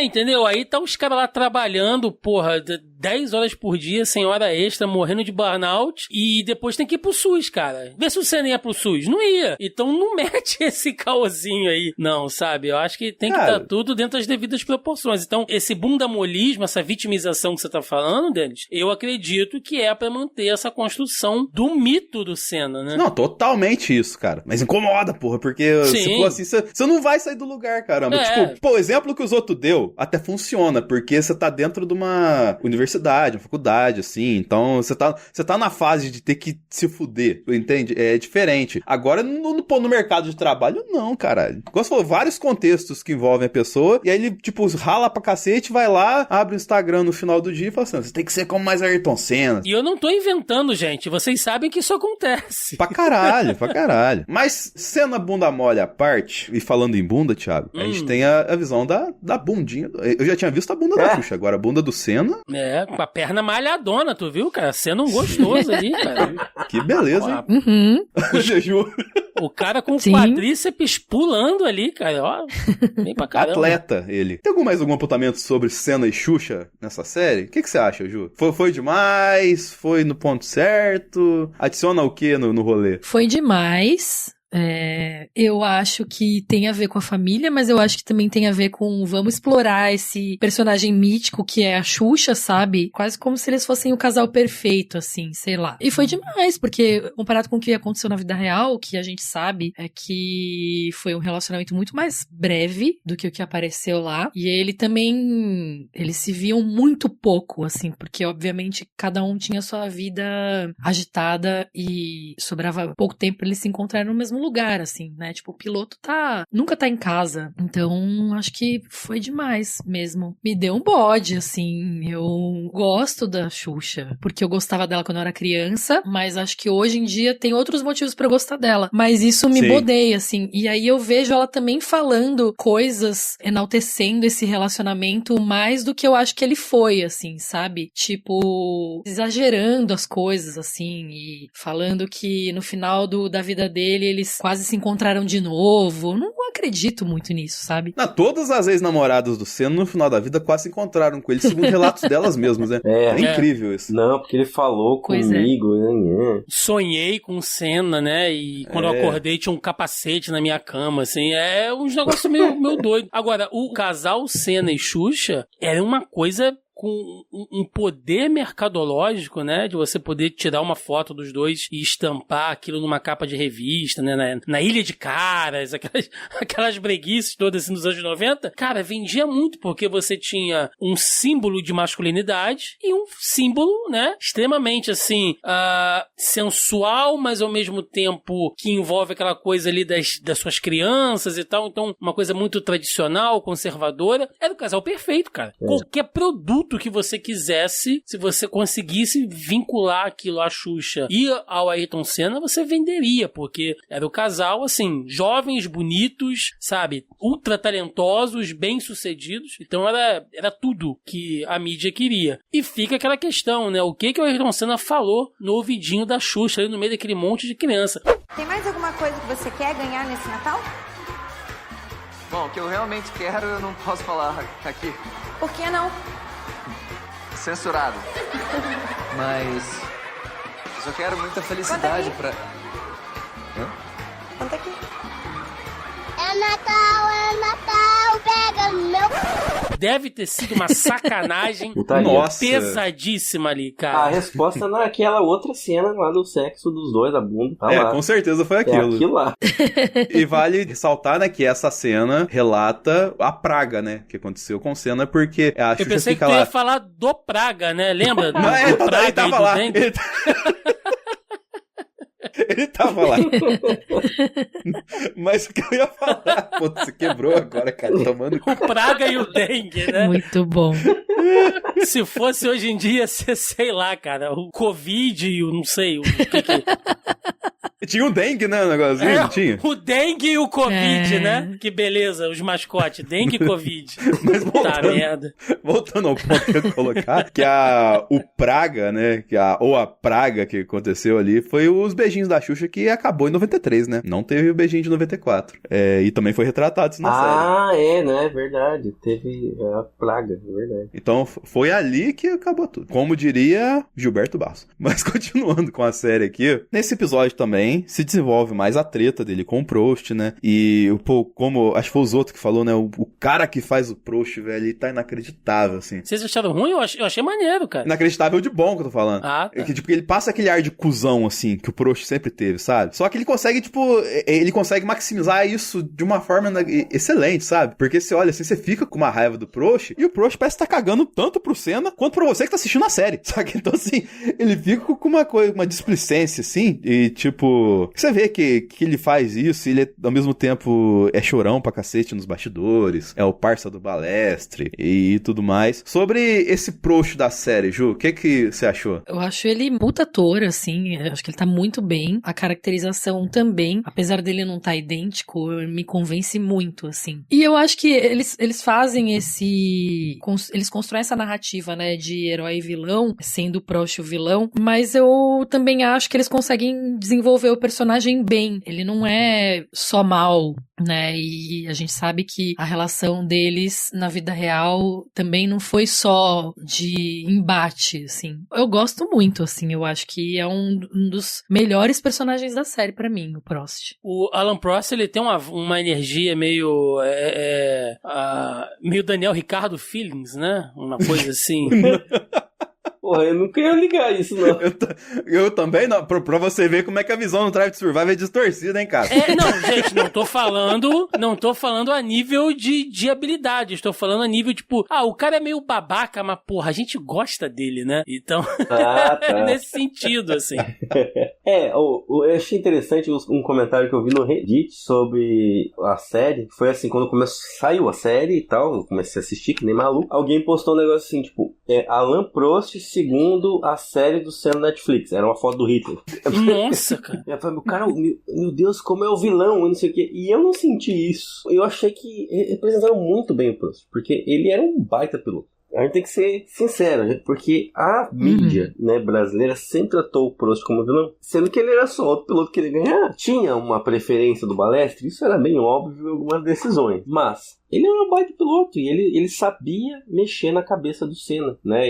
Isso ficou bem retratado na série, como ele incomodava no psicológico, né? E então, eu não concordo com a maioria da galera falando como vilão, eu não achei assim. Ele sim tinha esse ar babaca, esse ar meio escroto e tal. Ele fazia algumas declarações meio polêmicas, mas pra quê? Pra mexer no psicológico, porque ele sabia que o Senna ia ganhar dele, se fosse... Mas fizeram uma comparação boba com ele, né? Pouca, né? Pelo que você falou aí, né? Absurdo, eu achei nada a ver, cara. Não exageraram muito, não, né? Não, quase só nada. Pouco. Passando pro próximo episódio aqui, que é o Herói.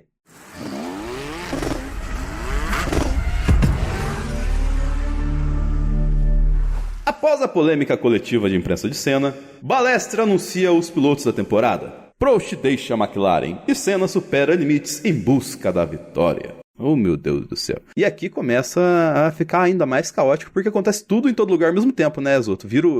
Sai da série e vai pro filme, né? Fica meio... Eu achei meio bagunçado esse episódio, pra ser meio sincero, assim. O começo com aquela história do anúncio de piloto, né, de 93, né? Não, acho que não, foi a chegada do Berger. Então é antes de 93. Acho que é 90. Eu me confundi um pouco. Mas enfim, eu achei meio desnecessário aquilo. Arrastou tanto aquele episódio pra nada, sabe? Eu achei meio desnecessário aquilo. Podiam perder tempo em outras coisas, assim, mais dessa relação dele com outros personagens, dessa ânsia dele de ganhar e tal, e ficar naquilo, anuncia, sabe? Vai, porque ele tem que mandar a cartinha, não tem. Achei meio nada a ver. E a gente tem o troco, né?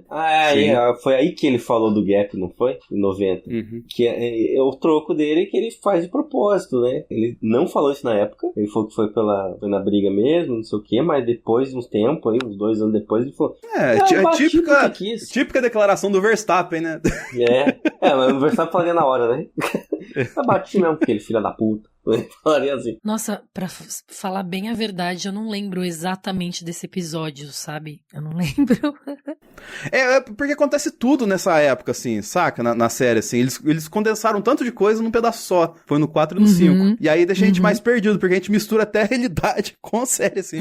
Porque, sim. tipo, muita coisa... Eu queria até ouvir a visão do Thiago, porque, assim, a Ju e os outros, a gente tem um conhecimento maior do rolê por conhecer o Senna, assim. Agora, desses 2 episódios que foi tudo meio junto, assim, qual que é a sua reflexão sobre eles, Thiago? Cara, tem a coisa lá dele ir na favela lá, conhecer o moleque, né? Eu achei aquilo, nossa, bem brega, assim. Aquele moleque era Lewis Hamilton, Thiago.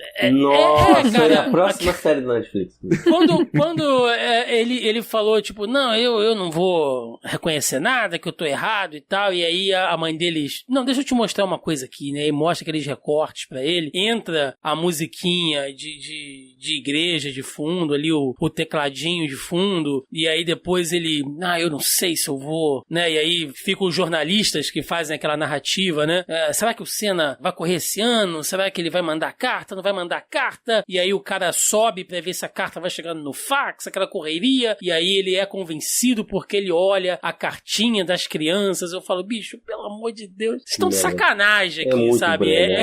É você apelar, assim, chega a ser quase infantil. Você tem uma série bem construída até aquele momento, sabe? Eu acho que recorrer a esse tipo de argumentação narrativa chega a ser meio infantil, sabe? Assim, desculpem, mas eu achei cafona, brega demais. Acho que não precisava. Acho que você já tinha a figura do Senna bem construída até aquele momento. Ao mesmo tempo que ele era um cara ambicioso, era um cara que estava disposto a ultrapassar todos os limites, ele também era um cara focado, sabe? Era um cara que, pô, tinha total noção de onde ele queria chegar, então acho que não precisava disso tudo. Agora, dessa outra meuca, né? O que me deixou, assim, muito curioso foi o relacionamento dele lá com o velho mafioso lá, cara. Balestre. Cara, eu tava vendo a hora do Senna chegar na sala dele, sabe? Não, vamos conversar. E aí ele tá lá o Balestre sentado com o gato no colo, sabe? Você veio à minha casa, não me traz um presente, né? Aquela coisa meio Marlon Brando ali no Poderoso Chefão, porque tava muito mafioso, cara. Uma vibe muito mafioso italiano ali. Que se fosse fazer uma conexão, eu sei que não tem nada a ver, mas se fosse fazer uma conexão, né, tem uns personagens em Drive to Survive que são meio assim também. Total. Aquele cara lá que eu sempre falo, que é o que botou o filho pra correr lá, o filho que quebrou a mão. O Lawrence Stroll. Meu irmão, aquele cara ali, ele faz tráfico humano. Com certeza ele faz, assim. Ele tem muito cara desses caras, assim, chefe de organização que faz tráfico de gente, sabe? Muita pinta de mafioso. Já apareceu o Briatore na outra série aí? Tem aí um personagem que quando aparecer, você vai gostar. Não, era esse e aquele russo que comprou a equipe pro filho correr. O Mazepin. Não, mas aquilo ali tem cara de ex-agente da KGB, meu amigo. Forte, assim, pra caramba, sabe? É. Eu crio as narrativas na minha cabeça, tá? Vocês me desculpem. Na minha mas cabeça... essas não tá tão errado, não. Não tá não, essas tá errado. É sempre melhor. Mas na próxima temporada deve ter o Briatore. Aí sim você vai entender o que é mafioso mesmo. Aí, esse episódio que tem Vitória no Brasil ou é o 4? É nesse. É nesse porque o sexto, no caso, né? O último. É todo focado em Imola. Que aí tem, quem já relatou aqui a toda a dramaticidade, o Thiago falou bastante de como ele viu toda a cena, assim. Então cara, tem muita coisa legal, mas é o que eu falo. Eles colocam um calhamaço de coisa ali que acaba deixando a gente um pouco perdido em algumas coisas assim. E no meio disso tudo, entra a Galisteu, que entra na balada lá, muito louca lá. Muito jogado, velho. Nem foi como eles se conheceram, né? Eles se conheceram porque ela tava lá nas atividades de pista como modelo, né? E aí ele pediu o telefone dela pro, não sei se empresário dela, enfim. Tem nada a ver com a realidade, assim. Foi só pra constar mesmo, só pra falar, olha, a gente falou aqui sobre ela, sem conexão nenhuma com a realidade, assim. Thiago, eu vou contar uma historinha rápida aqui. Isso você acha no YouTube, eu acho que do UOL, que o Juca Kfouri, sabe, jornalista de esporte e tal, assim, ele foi por muito tempo, foi diretor da Playboy, da Abril, porque ele trabalhava na Abril. E aí ele conta que ele teve pouco tempo de convívio com o Senna, assim, mas ele conta uma história muito importante, que ele fala que o Senna um dia ligou pra ele, todo gentil, todo solícito, assim, falou, ô seu Juca, você tem aí umas fotos de uma menina que vai sair na próxima edição. Ela chama Adriane Galisteu. Por favor, você poderia não publicar elas pra mim? Porque eu tô meio que convivendo com ela, e eu quero dar uma perspectiva nova pra ela, assim,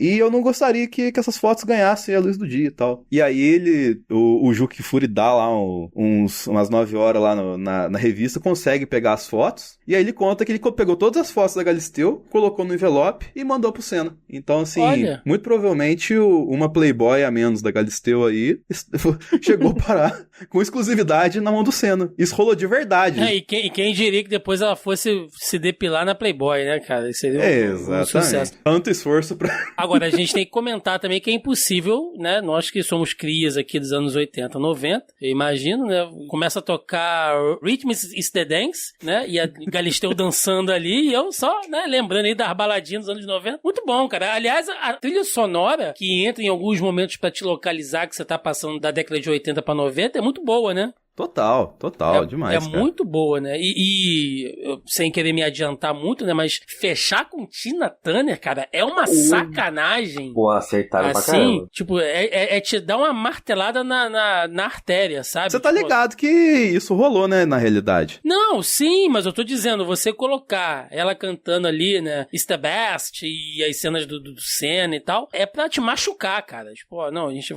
quer ser cruel aqui, sim. Total demais, cara. E assim, no meio dessa loucurada toda, que a gente já falou, teve lá o merchan do Instituto Ayrton Senna e todo o rolê, a Galisteu fatiada, e nisso tudo, né, Zoto, faltou 93, né, cara? Que se não for 93, dentro da pista.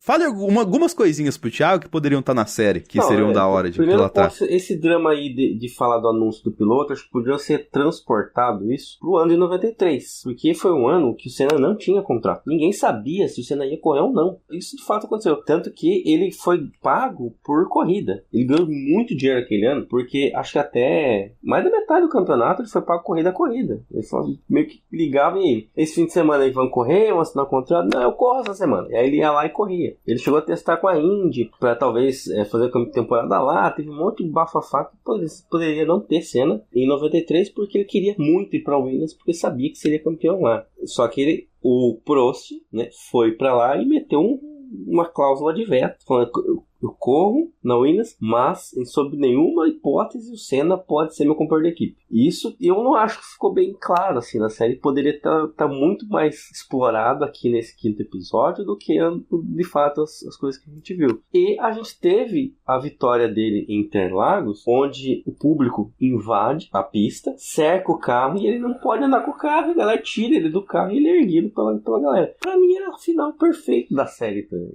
Eu acho que ele resume o ano do Senna, onde ele não tinha o melhor carro, e ele fez uma baita temporada. 93, se eu não me engano, foi o ano que ele segurou o Mansell em Mônaco. Sim.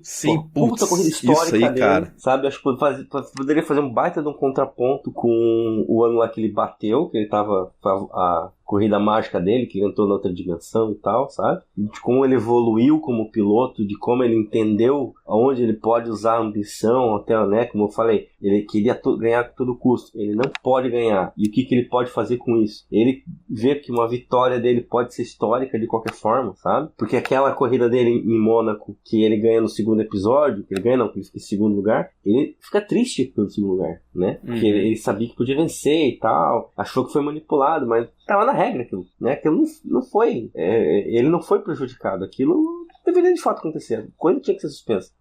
Valia a volta anterior, o Prost ganhou aquela corrida, acabou o assunto, só que ele se achou prejudicado. Nessa, ele segura o Mansell atrás ele por várias voltas, então, sei lá, eu acho que poderia ter explorado cena na pista nesse episódio, sabe? Ao invés de ter uma salada de acontecimento, assim, que confunde a gente até hoje. Tem hora que eu nem sei onde ele tá correndo, cara. Ô Thiago, falando não sabe onde tá correndo... Não sei, perdidaço. Você tá ligado àquela foto que tem o Senna levantando um Sonic? Um Sonic? Você nunca viu isso? Não lembro agora.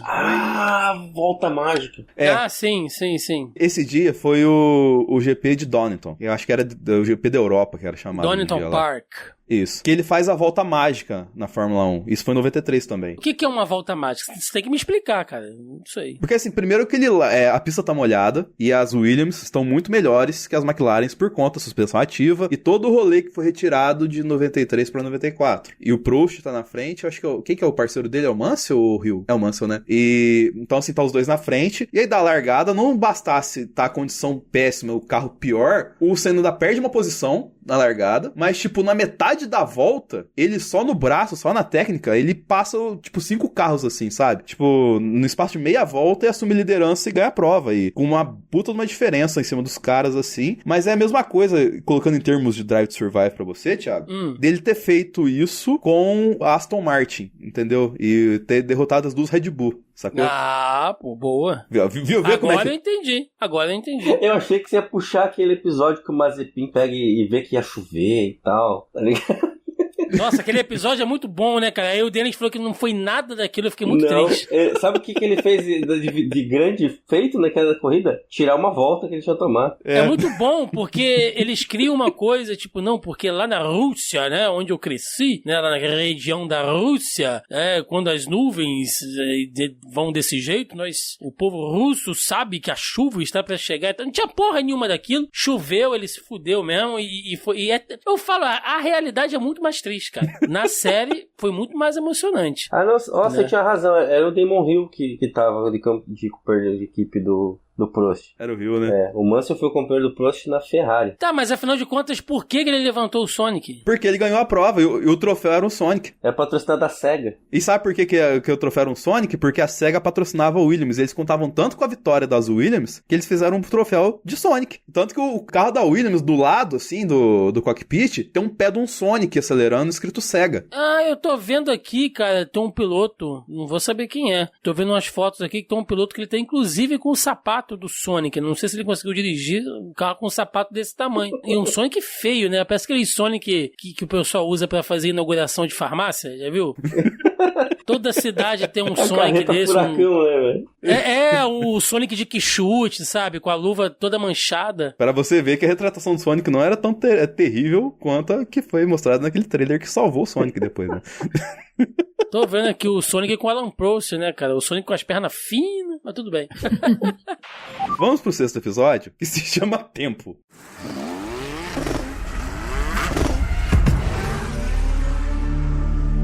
Senna faz uma mudança decisiva na carreira. Após amigos sofrerem acidentes nas pistas, ele luta por mais medidas de segurança antes da fatídica corrida de Imola. E aí, esse episódio é bom porque retrata todo, como os outros falou, eu gostaria até que ele começasse a falar, de que, cara, retratou a morte de um modo bem respeitoso, né, cara? Perfeito, porque é aquilo que eu falei, né? Eu não queria que fosse pra esse caminho. E a importância de você ter a mente aberta, né, quando você tá assistindo alguma coisa. Porque eu fui recompensado. Foi um baita no episódio. Eu acho que fechou a série de uma forma muito sensível. E, além disso, muito, muito comprometida, né? Com a imagem do Senna, com a imagem da Fórmula 1, por si só. E retrata muito bem o sentimento que nós, povo brasileiro, sentimos com aquele domingo, né? E como ele impactou no nosso cotidiano, assim. Todo mundo que era vivo naquela época lembra dos acontecimentos, né? De alguma forma. Então, acho que a série foi muito assertiva na forma como retratou isso. E não só isso, mas assim, dentro de todo o episódio, como eles conseguiram circundar assim, a história da morte dele. Os acidentes do Rubinho e do Roland Ratzenberger foram bem retratados. Acho que talvez deram um pouquinho mais de relevância pro Roland Ratzenberger. Tem uma interação dos dois, que eu acho que dificilmente deve ter acontecido. Mas é importante, assim, a forma como o Senna se preocupou com a segurança, e isso aconteceu ao longo de toda a carreira dele.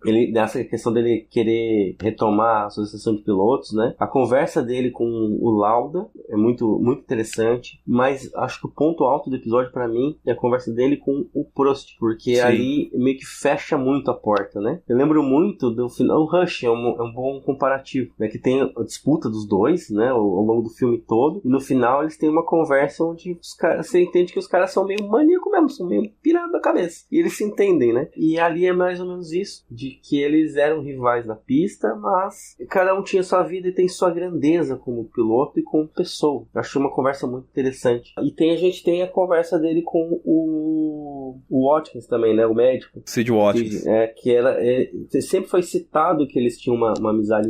Tinha bastante cena dos dois conversando, né? E a gente só tem isso no último episódio. E é uma conversa muito tocante também, né? Porque o Watkins fala de como ele salvou a vida do outro piloto e tal. Realmente, eu achei um baita do encerramento, e como o Thiago falou, né? Fechar com Tina Turner foi o toque, a cereja do bolo, né? É perfeito, né? Os pontos que eu falei lá atrás da Galisteu, eu trago aqui rapidinho, porque partes do diálogo com o Sid Watkins e parte dos diálogos com o Prost são coisas que a Galisteu falava que conversava com o Senna. Então, talvez ela encaixaria lá, quando a diretora pensou a personagem na série, talvez encaixasse nesses momentos assim. Não falo que toda a conversa, mas partes das conversas, entendeu? Então, tipo, você vê que eles deram uma esticadas mais nos dois e não mostraram isso. Outra coisa que também poderia ser mostrada, que seria legal, é o pódio de Adelaide 93, né? Porque é o último última corrida do Prost, o Senna vence, e o Senna puxa o Prost pro primeiro lugar, meio que selando, né, a amizade dos dois ali antes dele falecer. E seria bacana ter uma ceninha assim também. Ceninha esse que estava na camisa do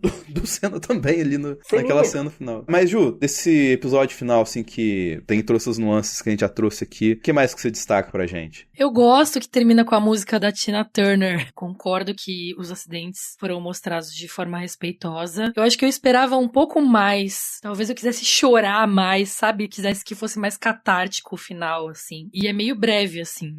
Da morte dele até o final é meio breve. Então, não sei, eu esperava mais catarse, mas acho que foi muito respeitoso. Os outros colocou aqui na pauta, né? Sendo organizando a associação de pilotos, você tá falando aqui sobre quando ele tá em Suzuka, falando sobre o que vai ser diferente lá. Eu acho que envolve também a conversa dele com o Prost no último episódio. Aquela ceninha do Piquet, que é a única cena do Piquet na série, né? Defendendo ele.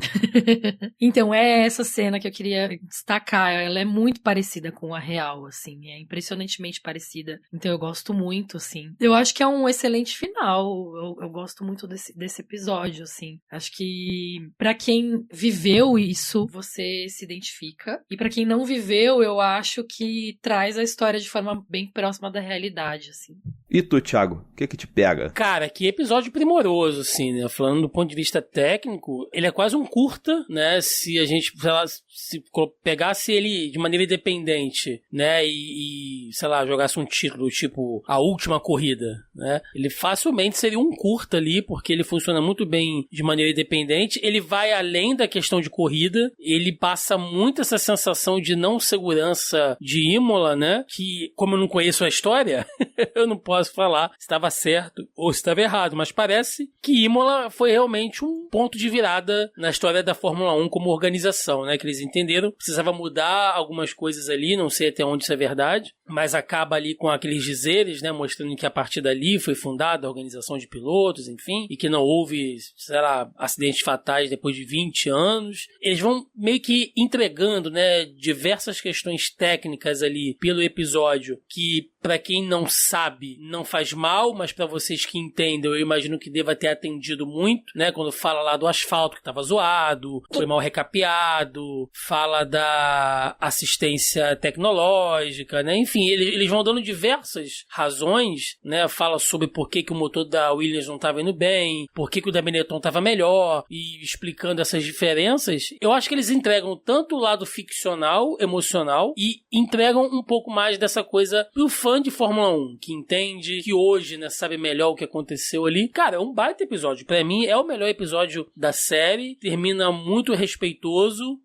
Até onde foram todas essas conversas dele com o Nick Lauda, com o Prost, né? Eu não sei até onde isso é verdade ou isso é mentira. Mas pro ficcional da série, casou muito bem, sabe? Eu acho que mostra o que é rivalidade e o que é corrida mesmo, assim. O que me pega muito nesse final, né? Além da questão da música, que ficou todo um videoclipe muito, muito bonito, sempre quando eu penso, assim, nos pais dele, né? O que deve passar pela cabeça, assim, de você ficar sabendo se seu filho tá vivo ou tá morto pela televisão, sabe? É uma parada muito, extremamente pesada, assim. E aí você vê todos eles olhando pra tela e aí entra eles dizendo, né? Ayrton Senna está morto, né? Morreu e tal. E aí todas as outras falas de outros narradores, de outros países, os japoneses chorando, né? Aquela coisa toda muito tocante ali. Pô, cara, deve ser, sei lá, não tem nem como você imaginar a barra que deve ser, né? Pra um pai, pra uma mãe estar assistir a morte do teu filho ser televisionada pelo mundo inteiro e você ficar sabendo ali junto com todo mundo deve ser extremamente pesado, né? Então é um episódio que trabalha isso tudo, mas de maneira respeitosa, bonita, né? Assim, na sua melancolia, ainda apresentou uma coisa bonita. Então, pra mim, melhor episódio, disparado. Cara, trazer uma nuance pra você do rolê ali, você falou, tipo, da questão de segurança, assim. Eu acho que passou isso no Drive to Survive. Um acidente do Bottas com o Russell, que eles arregaçam o carro em Imola, assim. Tipo, dá uma pancada, assim, que não sobra, tipo, nada, assim, e o Russell sai vai lá tirar satisfação com o Bottas e um mostra o dedo do meio pro outro, assim. Esse acidente foi mais ou menos no trecho ali, um pouco antes. E tem uma chicane chicane agora, naquele trecho de circuito, que é um pouco antes deles baterem ali, por conta disso, desse acidente do Senna no Tamburello ali. Aquele lugar é muito difícil de mexer, porque ali o muro que o Senna bateu, tem um rio passando ali. Então não tem como você fazer muita coisa, assim, de obra prática pra aumentar a segurança naquele local. Então foi feito esse chicane pra eles terem uma redução de velocidade e entrar naquele trecho de reta ali. E o impacto disso em 94 foi umas coisas muito bizarras, tipo, o On Rouge tinha uma chicane. Você lembra disso, né, Zoto? Sim, eles tiveram que fazer várias alterações na temporada, porque os carros não eram seguros. Terem tirado a suspensão ativa do regulamento prejudicou muitas equipes. Esse bagulho de tirar a suspensão ativa, só explicando pro Thiago, assim, de uma forma que ele entenda. Obrigado. Imagina você tá jogando Need for Speed. Você lembra do Need for Speed? Não tinha aquele traço no chão que era verde, aí você tinha que frear e ele ficava vermelho, assim? Ah, sim. Com a trajetória perfeita da pista? Sim. Então acho que tirar a suspensão ativa, o impacto foi quase isso nos carros, entendeu? E foi tipo, de uma temporada pra outra, assim, tipo, agora não pode mais, e os caras ficaram perdidos, entendeu? Só que a Benetton tinha lá uma suspensão ativa meio muqueada, que eles falam, né? Meio escondida lá, e conseguiu. O Schumacher ganhou o título nessa levada. Não era questão, assim, não era questão de, tipo, então prejudicou pro piloto, né? Tipo, tirou a assistência do piloto. Não, é que deixou o carro imprevisível, né?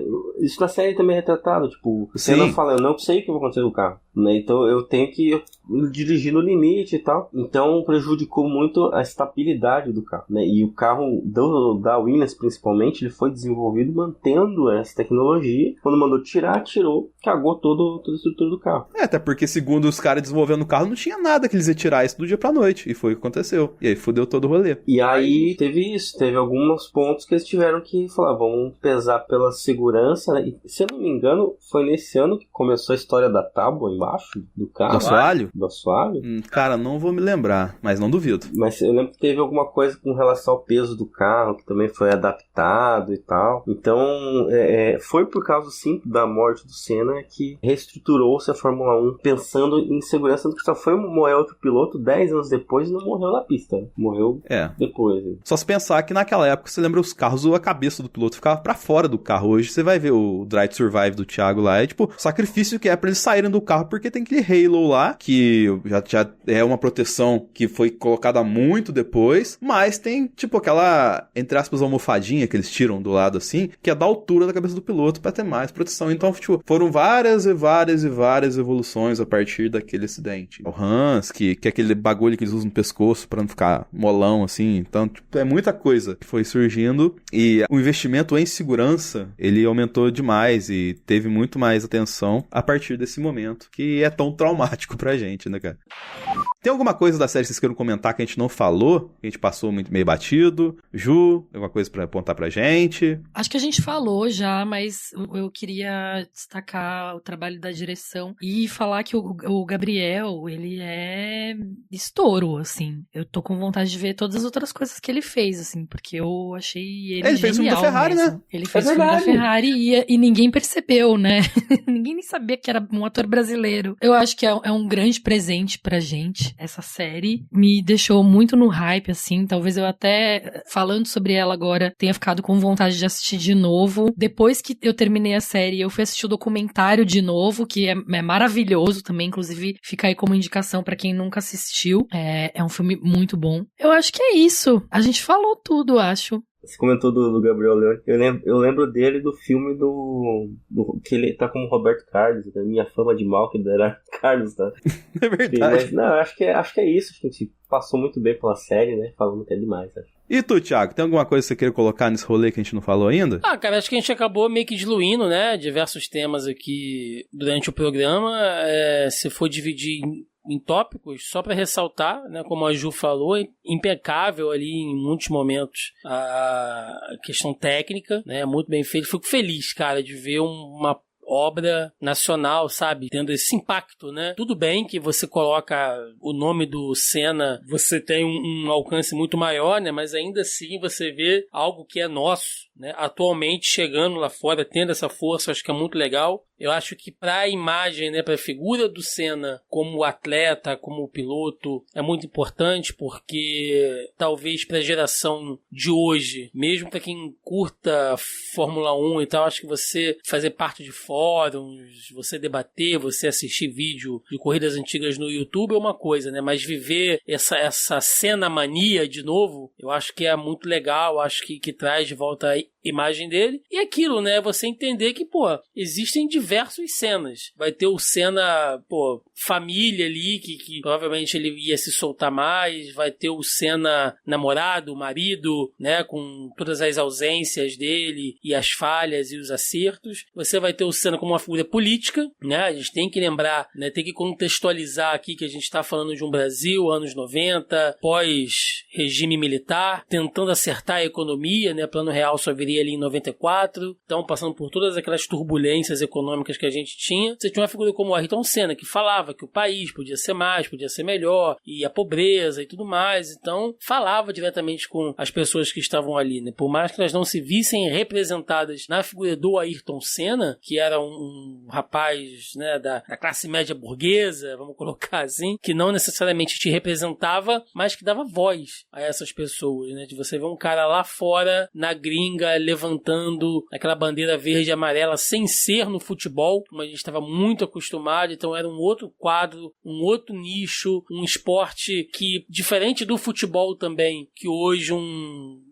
ou ontem, né, enfim, qualquer tempo que seja, que um rapaz que nasce numa favela, numa comunidade, se ele for muito bom, ele tem uma chance de um olheiro, de repente, ver ele ali jogando num clube, ganha uma bolsa, e enfim, vai evoluindo e ele pode chegar lá, né? Na Fórmula 1 isso não acontece. Se você não tiver meios, se você não tiver grana, se você não tiver uma base boa, sei lá, nascem Ayrton Sennas no Brasil todos os dias, que nunca terão a chance de mostrar do que eles são capazes, porque simplesmente não pode. É inacessível esse esporte para a maior parte das outras pessoas. Então você ter uma figura que está num local privilegiado, né? Quando a gente pensa em privilégios, tem que entender que a gente não está falando de sorte, não é demérito da habilidade do cara, mas é privilégio em relação a milhões de pessoas ali do seu país, e ele entendia isso. Então você ter um cara se colocando nessa figura é muito boa, né? E a figura do Senna do monomito, que a gente citou aqui, a coisa do Ayrton Senismo cultural, né? Que é meio engraçado você pensar o coach, né? O cara brega ali, mas saber que funciona também, né? E aí eu sempre lembro de um professor que eu tive na faculdade, né?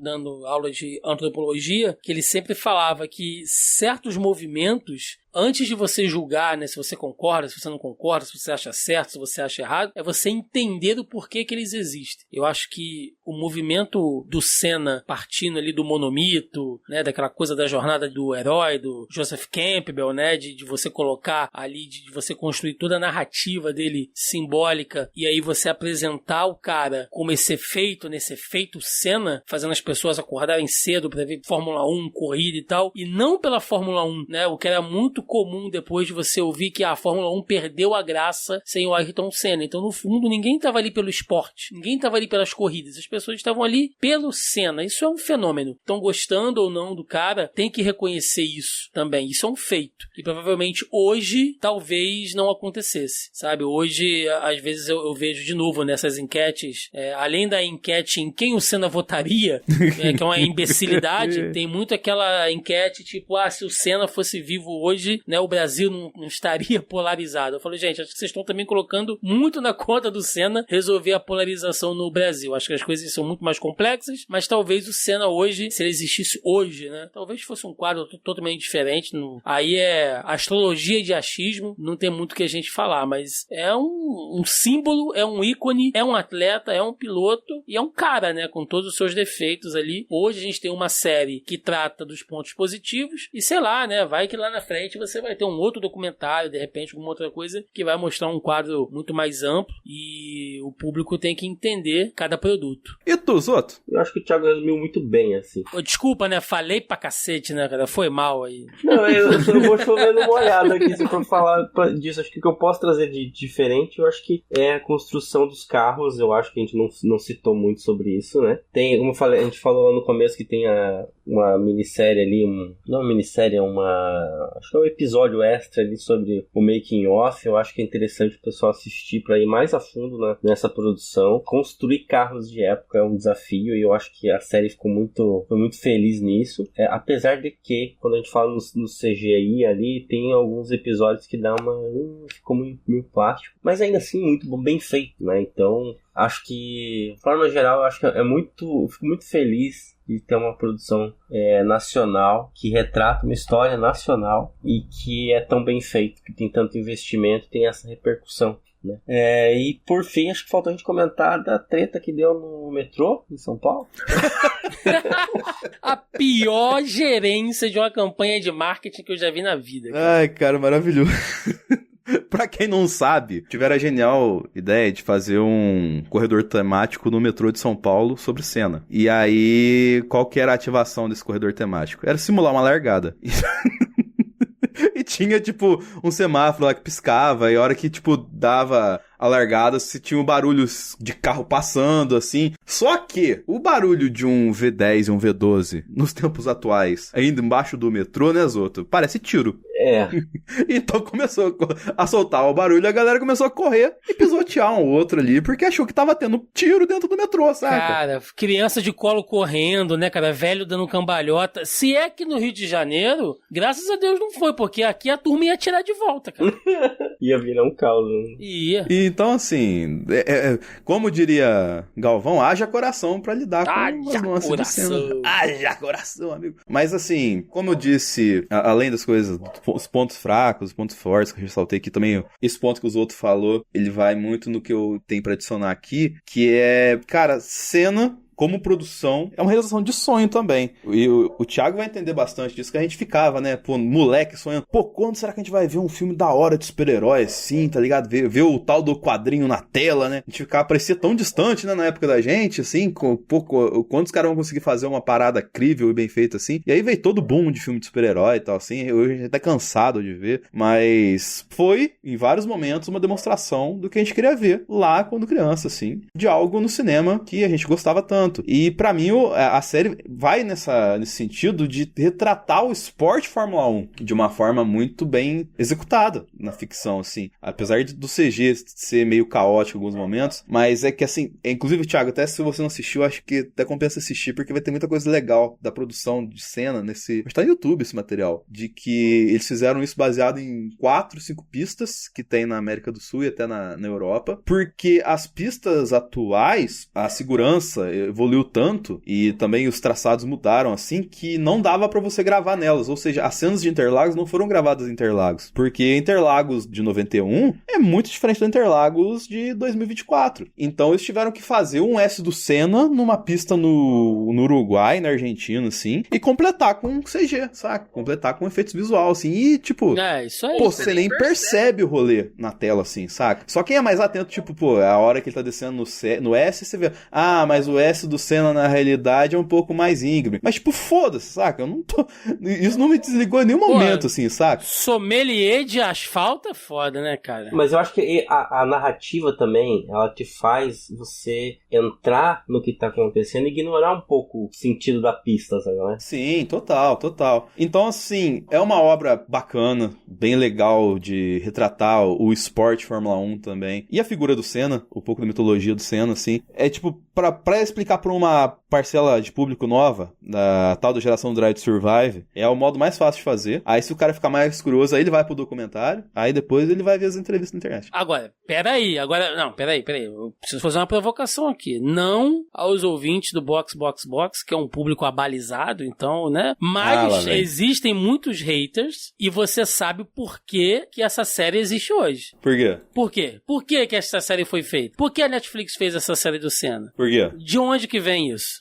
Os Drive to Survive? Logicamente. Sem Drive to Survive, vocês nunca... Você que é hater... Escuta bem, você aí que tá ouvindo, você que é hater de Drive to Survive, essa novela maravilhosa, você que é hater, se você gostou da série do Senna, agradeça Drive to Survive. Seja humilde como o Senna foi com o Alan Prost. Puxe a série para o seu pódio, pessoal, e fale, muito obrigado, Netflix, por você ter feito esta outra série aqui, sabe, que criou o público, que criou o ambiente, o buzz necessário para uma série do Ayrton Senna, senão essa série não teria sido criada.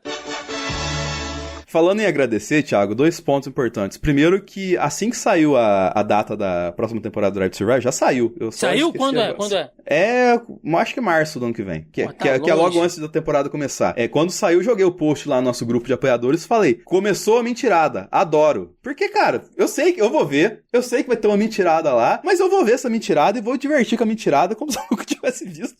Porque, como a gente já falou no programa lá, pô, a edição do negócio é extraordinária. Cara, e esse ano vai estar muito boa, tá? Tem muita coisa pra inventar história em cima. É que assim, não vai caber, mas dava pra fazer uns 12 episódios de Drive to Survive esse ano, só com as tretas, sabe, Thiago? Só com o extrapista, assim, que teve coisa pra cacete. O Verstappen assinou esse ano? O Verstappen vai estar na série? Eu acho que vai, né? Tomara. Eu só tô muito triste porque o melhor personagem não vai estar lá, cara. Até onde eu sei, né?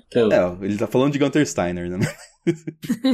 Mas continuando os agradecimentos, eu não posso deixar de agradecer nossos queridos apoiadores que fazem isso que acontecer, ainda mais esse último programa, não é o último programa da temporada, mas é o último programa do ano, até porque a gente não tem mais energia. A gente ainda vai fazer uma live com apoiadores, vai fazer um balancete sobre a temporada, mas quem acompanha a gente sabe que a gente gravou o último episódio da última etapa na semana passada. E agora a gente tá gravando Drive to Survive e semana que vem é Natal. Tá gravando cena, porra, que Drive to Survive. Eu tô trocando as coisas, tão caótico que tá. Presta atenção aí, ô Denis, na gravação de novo. Pô, Thiago, 18 de outubro, 10 e 16, cara, não me cobre.